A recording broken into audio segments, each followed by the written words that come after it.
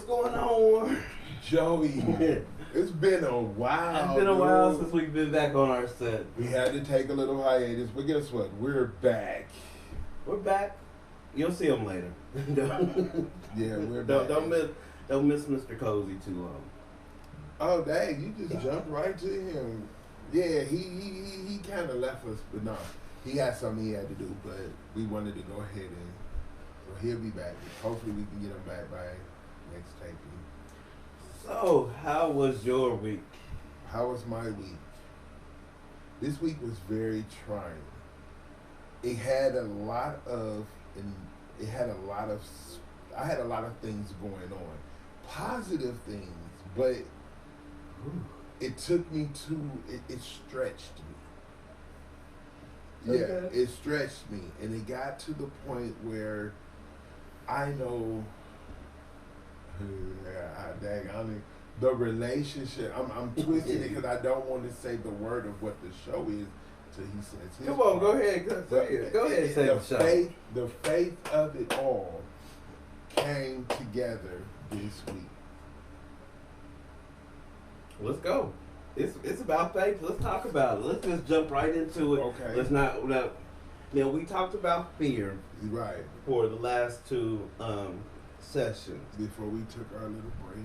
Now we're going to talk about faith. Okay. Now, faith is the hope of things. Is the Substance of things hoped for, the evidence of things not seen. That's biblical dictionary. Faith is you sat yourself in this chair. Faith is believing in something that you want to happen, knowing that it's a possibility it could or couldn't, but your faith is leaning, your sights are leaning more towards it happening, or you're wanting it. Who wants to lean towards something not? You know what I'm saying? Right. So all of it is based, when you believe that something's going to happen, when you believe in something, expectations, whatever the case may be, you're exercising faith. We do it all day long. All day long. The traffic light.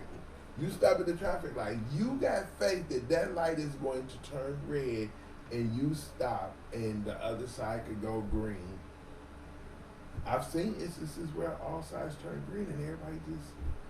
But you had faith that somebody's controlling that light. That card, that debit card, the credit card. Got that's money on it. Shoot, I hope it got this money. I'm just saying that we just had that conversation. No, wait a minute. You know what that's really that we do every day? What's that? We go to work. This just came to me. We go to work every day. Yeah. We put in hours upon hours upon hours. Average of 40 hours a week. Okay. And we have faith that someone in the HR department, in the payroll It's gonna department, calculate that time and stuff, and right? And that paycheck. and we're gonna get a pay for what we did. Sidebar on that. I'm sorry, it's still. Oh, you got to get right where. Sidebar. How many people check behind them to even see if it's right? Mm. You know what I'm saying? I check mine daily. People With get they you. check and just assume that it's right. One, because it. Faith. Okay, the faith again. Okay, well, let's turn it to faith. They look at it and open it up. Instead of doing the calculations or keeping track of their time, they look at it and, it looks somewhat like it did last week or last bi-monthly, however, and guess what? It's right. But You don't even know. You might have did an extra hour or something, and you ain't even calculating that in here. Wow. I see it a lot. I do. But you know what? Who determines the best payroll?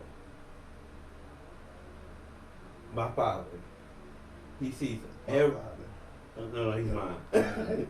That God is mine. That's too funny. My father, he calculates. He sees every good deed that I do.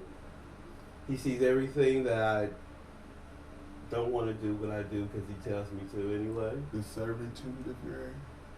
He sees when I misuse, abuse, not given the right treatment I should. Okay, but how's that faith exercised? Because Come if on. if I did not know that he was looking out for me, Okay. I would take vengeance myself. Better yet, what about how about if he, long as you do what's right, you can't go wrong, and that's what he's honoring. Yes. I mean, Well, look at the blessing. seeing the situations that where just how you said, you can take vengeance upon yourself. You can go and fight that battle yourself. Mm-hmm. You have faith that he got you. Yes. So that means you're, what, biblically speaking, turning the other cheek, sparing the rods, all this good stuff. You're ultimately, all in all, you're continuing to love thy neighbor as thyself. So you're treating everyone, regardless of how they treat you, with the utmost respect, even if you don't want to do it. And that's what's so funny to me, because God knows your heart.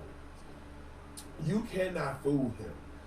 So people do, and I mean, it's like, oh, I didn't say it, but you thought it. Your attitude was about it. Or even if they say I didn't think it, you felt something in your heart.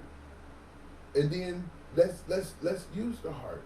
God looks at the heart, and in looking at the heart, sometimes in our heart, he knows that that's not really what we wanted to do, but that person cut us off in traffic and they pissed us off so bad we flipped them off before we realized it. Or that person said this and that. I could take that so many places, because again, those are man-made things. These reactions, those were not the reactions God was speaking of back in biblical day. These are man-made reactions, curse words, flipping people off. They didn't have that back then. They had it. They had something. What they have? They had something. That's my point. They had something, but we didn't live back then. We can only go by what is written. Right. That says they did this, that. Basically, what I'm getting at. Okay. It's okay to exercise faith in anything, but people get so uptight and stiff-shirted. It's not that serious. Yeah, you know, if anyone comes around me and you, they know that it ain't never serious. Is that a human flycatcher? No, that's just like that. Just like that. You feel me? I had that. No, we got to live. We live by faith and we live by the word of God. But the key word is live. I'm gonna go Bible again. I come that you may have life and that life more abundantly. Mm-hmm. So he gave us the grace so that we can have life. He didn't say, I wanted you to be this way and everyone's gonna do this. It's and so we'll weird. be so robotic. Right. We have faith that he has our best interest in mind. Right. And he knew exactly when to send us down here on this earth, because he knew the encounters we were going to have, and Lord have mercy. But anyway, wow, it's to that point where you had we you know, I'm finna do a contrast and comparison. We had faith. I mean, we had fear. Is that okay? We're sorry, y'all. If y'all can't see on the set, but we again, we know we're in a different environment. You guys see the same background, but we're in a different environment, and you all know when we tape, Diva makes her way, but we're behind a closed door, and there's a little gap, and she wiggled her paw up under it like to let her know, hey, I'm out here, but we can't move it because the camera's right there. So Diva, hold on. But we spoke of fear, mm-hmm. and the things we were scared of, the things that intimidated us. And Malcolm brought up some very good some points with the spiders and things of that nature, roller coaster rides and all that kind of thing, that kind of stuff. But then when you go to faith, what about the people that don't have phobias or fears of those things? Spiders, I'm not gonna say I'm not scared of spiders, because I respect them. Yeah, like he said, Mm-hmm. I'll give them their respect. Roller coasters, I love them. So there, that's not a fear for me. It's a faith that that ride gonna get me from point A when I first get on and latch myself in, back around to point B where you get off at, and I have a fun ride. I put faith in that ride. Where Malcolm was saying that that's a fear for him.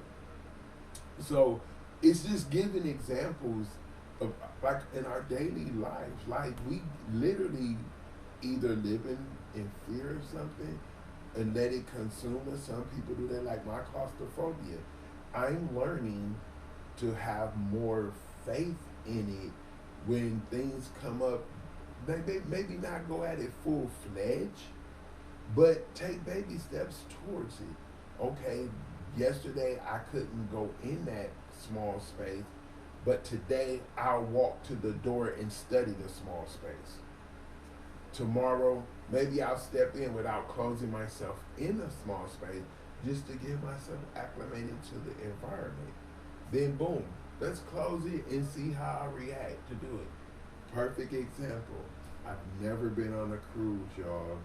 To all of y'all that have been on a cruise, I want y'all to give me some pointers, if you don't mind, down below. Let me know what I can do to get adjusted to being on a cruise.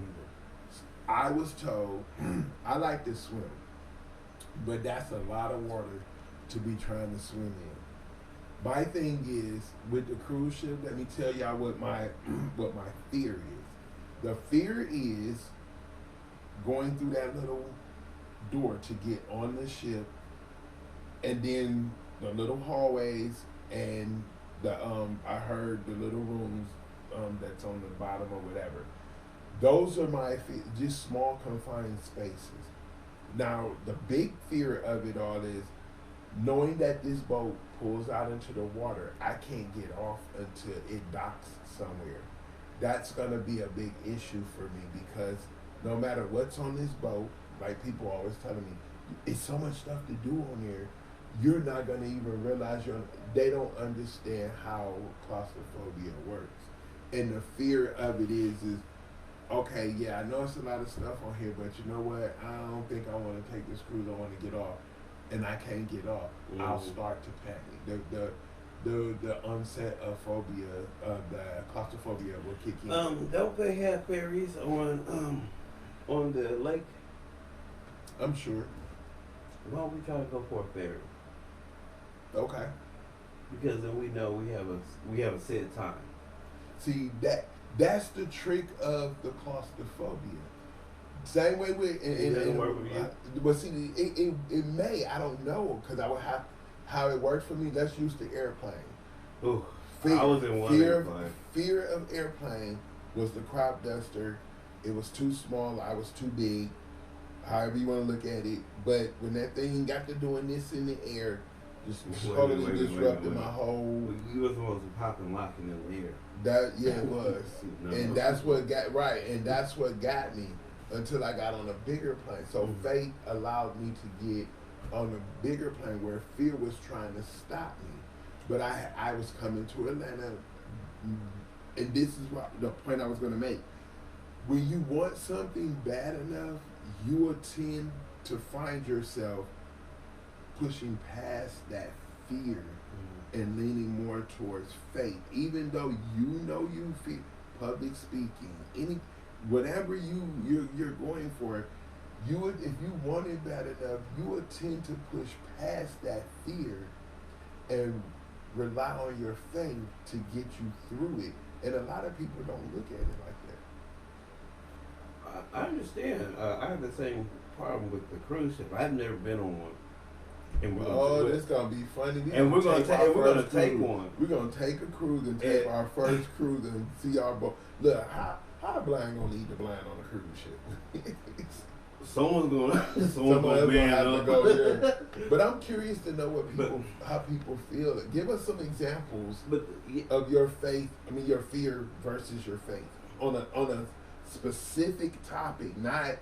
Okay, I got fear this, but faith this is. No, let them line up. I fear this, but I use faith to get me through it, to conquer this. Because That's really where this is going once we finish the faith.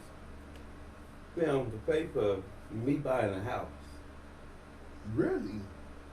Because one way is I didn't want to have this debt. Okay. But also I knew that I wanted a place to stay that was mine. Okay. Really, I think it wasn't that the fear of having the debt, the fear of stabilizing in one spot. See how it attacks people in different ways? And then I was like, man, this is a commitment. Mm-hmm. I think this was harder than committing to the marriage license. Oh, wow. And that was a lifetime commitment. But yeah, That I broke. I broke too. I mean, I'm just saying. Big time. But Did you say God. many times? But God. Did you say many times? But God. Okay, we're going to let him slide with that. We're going to let him slide We'll with go that on one. down the after show. Yeah. Yeah, let's hurry up with that one. You ready for the after show? I won't lose my thought on that one, y'all. No, but look, think about this. Every time that you are relying on things that you don't see, it's faith. Mm-hmm. And you do this on a daily basis, and it becomes a lot. It becomes A habit. second nature. Yeah. If you look back on our first taping, we were probably a little bit nervous. Even though it was really smooth and going, now we can just bro, let's turn it on. Let's go. Let's do it. I'm sorry. Every time I see that red light go on, I get nervous. I get nervous, but not because of the red light. I get nervous because I don't want to say anything that will. But see, that's what I'm saying. Yeah. The red light prompts that. It's like when that red light go on, I gotta feel like, oh man, I gotta be on my P's and Q's about what I say. I gotta do this. I gotta say it this certain way. Blah blah blah blah blah blah blah. So yeah, I totally understand that. But let me say this before we go. First, I'm glad that we're back. I want to give a shout out. Okay. That's really what I want to say. Mama, thank you. Yes, Mom told me during our hiatus, I had some things going on.